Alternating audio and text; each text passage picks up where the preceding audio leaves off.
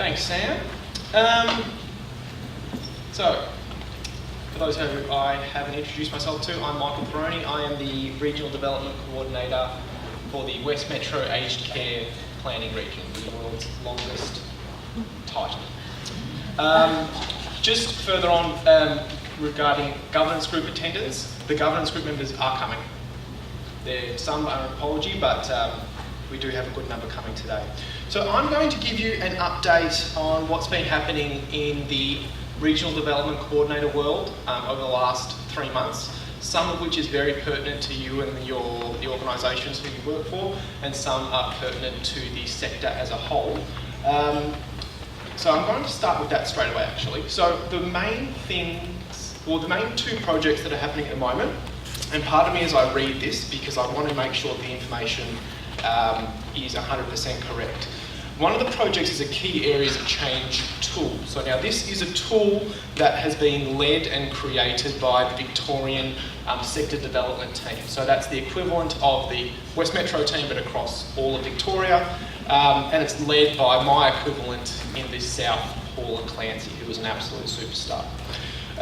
Pardon me while I read this. The key areas of change provide a framework for providers to reflect against and assess how prepared they are to change in relation to the current reforms and build their capacity to adapt in response to the current and future program and policy changes. It's essentially a checklist, a facilitated conversation at the organisation level to see how you are with relation and how prepared you are with relation to the pending changes. So for those who aren't aware or don't remember, the key areas of change, there's 5 points to them. The first one being leadership, the second one, which is in 3 parts, structure, governance and networking, the third one, people and culture, then technology and practice. So the key areas of change tool is there to check against criteria, against those criteria to make sure that everyone is as set up as they can be for the reforms that are slated to take place from June 2020.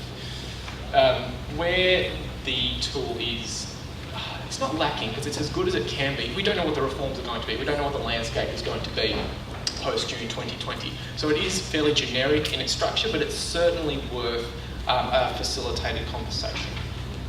So the tool itself offers a framework for providers to assess their current capacity across the 5 key areas of change. And it's done with a facilitated conversation with the RDC in the region, so it's done with me. It's done not necessarily with an individual from the organisation, it's usually at a group of senior managers or exec who would go through the tool, fill it out as they feel like their organisation is at against all of those points. And then they come and have a facilitated conversation with me. And one of the really great things about the tool is if you identify as an organisation an area where you're lacking or perhaps need some work, there are resources and contacts as part of the tool that I can point you toward to help you reach a level that your organisation is comfortable with.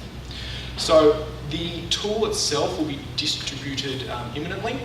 My understanding is that it has been ticked off by, we call it the project board, but it's a joint Commonwealth and state group that checks the work that we do before it goes out to the sector. My understanding is that that has been ticked off and we're just waiting for the bow to be put on it before it gets sent out to the region. So that will be done imminently through the Alliance database, which, given you're here, you remember of. The second project, which is a little baby of mine, is an Alliance best practice project. So this doesn't affect you necessarily as an organisation, but as part of the community care sector in West Metro, it is really important. So again, this project was created by the Victorian sector development team and was led by myself and my colleagues in Hume, named Paul Bennett, and the other RDC in the North, CC McAuliffe. So the Alliance Best Practice tool or framework provides a framework that alliances can use to consider their sustainability. So for those who aren't aware, funding for sector development roles and indeed the Alliance ceases as of June 2019. So that can change, but at the moment the funding for this and for the roles that support it will end in 2019, so in June 2019. So the Alliance Best Practice Project is very much about making sure the Alliance itself and all aspects of the Alliance, whether that be the governance group, the forums like this, the website, the email database, is sustainable. So really, we need to make sure we are sustainable and operate independently, and this is the Alliance I'm talking about, of the sector development team and the state and Commonwealth funding that is provided. That the Alliance supports the sector to adapt and lead change in of itself, and it's led by the membership to benefit the membership. So essentially, ownership gets put over to you, the members, and you can morph and change the Alliance into however you see fit. In terms of using the tool, it is very much the same as the key areas of change tool, in that it is a facilitated conversation with the RDC. The difference being, instead of being at that middle, senior or exec level of an organisation, it's done with those individuals within the Alliance. So in our case, it would be the governance group or interested members who might want to partake in or step up and lead and be part of making sure the West Metro Alliance is sustainable post-June 2019. And that's a facilitated conversation with me. Now, where the West Metro Alliance is somewhat ahead of the curve is because of the team and I wrote the project, wrote the framework. We've already started to implement it. So the ball's already rolling in that way. To put in perspective, some regions in the state don't have an alliance yet. So their Alliance Best Practice tool will be used as kind of like a founding document to create an alliance. We've already got quite a strong, robust alliance that can be made more sustainable. That was put to the project board on the 31st of October. We're yet to hear back. I got an update to say that there was no update yesterday. So as soon as that is finalised and signed off, again, it will be distributed to all members of the Alliance, just as an FYI, but certainly to the governance group members, so we can have that facilitated conversation. Aside from doing those projects in my role, I've been trying to get out and about as much as I can. I see a lot of people I've had meetings with in the last couple of months. So I've been visiting providers to really discuss and help them advocate any issues that they're having with relation to the aged care and disability reforms. A lot of kind of nuanced organisational issues I hear repetitively from different organisations. They come and they change from an organisation-specific issue to a systemic region issue, and then that can go on to the issues log, which I still am submitting monthly to State and Commonwealth, and I've got a really great update on that in a moment. In turn, and I really encourage you, if you haven't, on the website, westmetroalliance.org, all the information regarding the issues log is there, how to put something on the issues log, and soon I'll give you an update. It's pretty good news. I'm very happy with what's happening with the issues log recently. To give you an idea of some of the things that have gone on the issues log of late, I'll just give you a few. So Commonwealth Home Support Providers not actioning referrals into the ByAge care portal within the required timeframes. That's been a significant issue for the region, not just our region, but for the state in general. So consumers being left on the portal, not being accepted, or potentially being accepted to a wait list, but then never contacted. So that's a systemic issue. In the West, and indeed in other regions in the state, there's significant market gaps in occupational therapy. So that's something that's been escalated. A few others, which is worth noting, is highlighting the needs, and I'm going to say this slowly so it all so it can be understood. Highlighting the needs of people aged over 65 living with a disability who are requiring nursing services. So they're on the NDIS. The NDIS doesn't provide nursing services. A significant market gap or gap in funding in that point, in that scenario. The last one I'll raise here is home care package providers advising consumers of services that they might not be eligible for or actually require, and setting the expectation that they will receive X, Y, and Z before they've had their comprehensive assessment by RADS or ACAS. So issues not unique to West Metro, but issues worth highlighting. They're the type of things that go on the issues log. I'm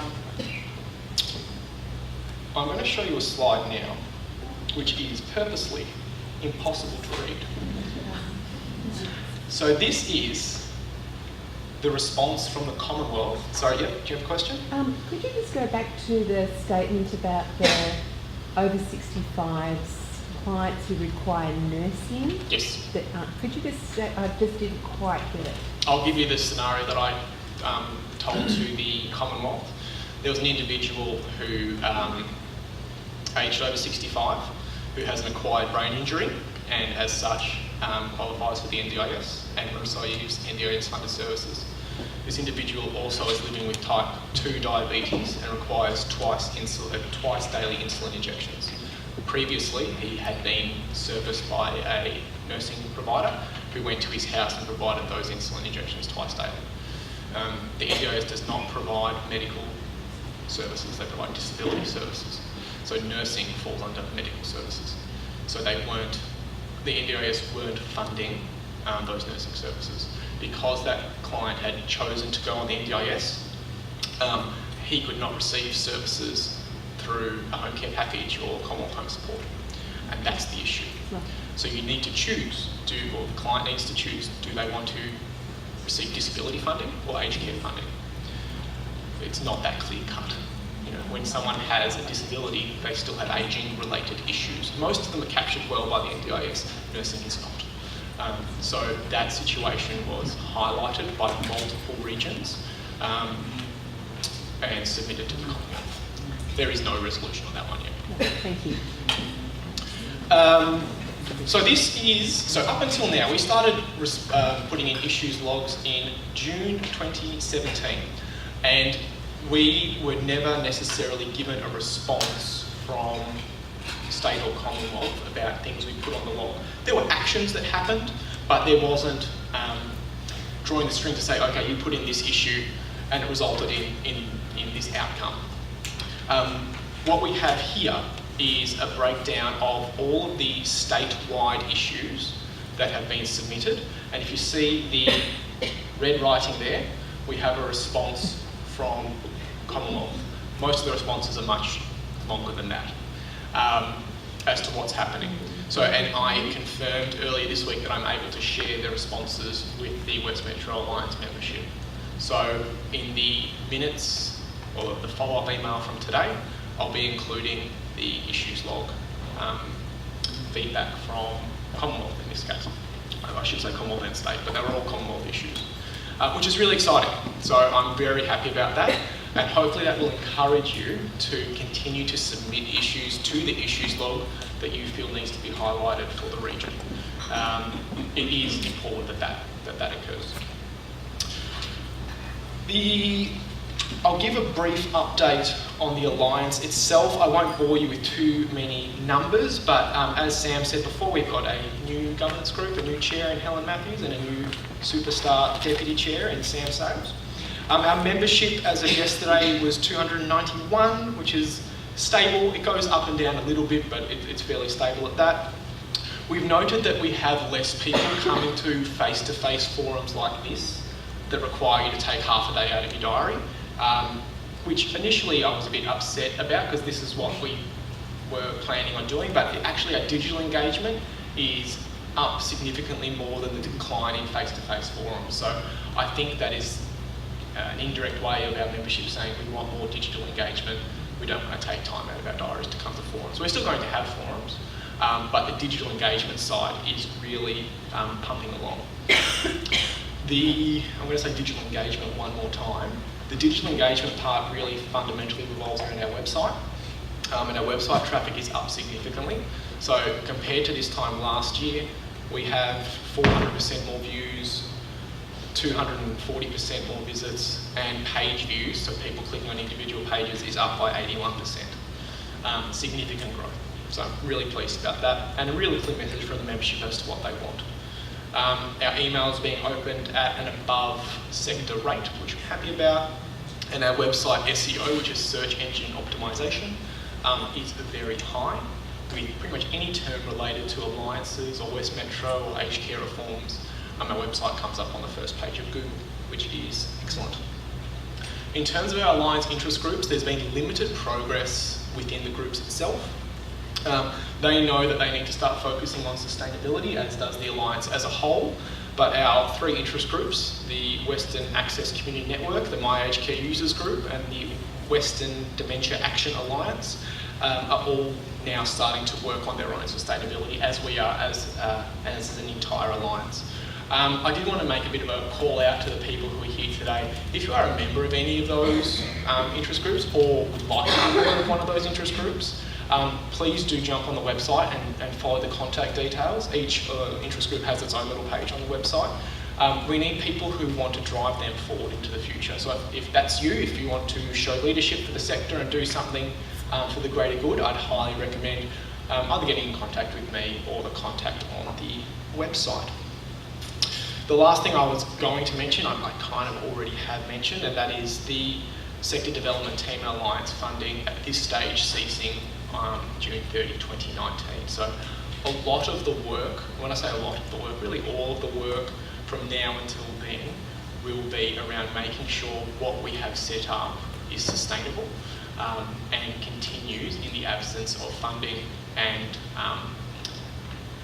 roles like mine and the West Metro Sector Development Team driving it forward. So things change, funding changes, it might be extended, it might not, but at this stage it won't be, so we need to plan for that. That is all that I was going to say. So I would like to now introduce the other members of our Rockstar West Metro Sector Development Team.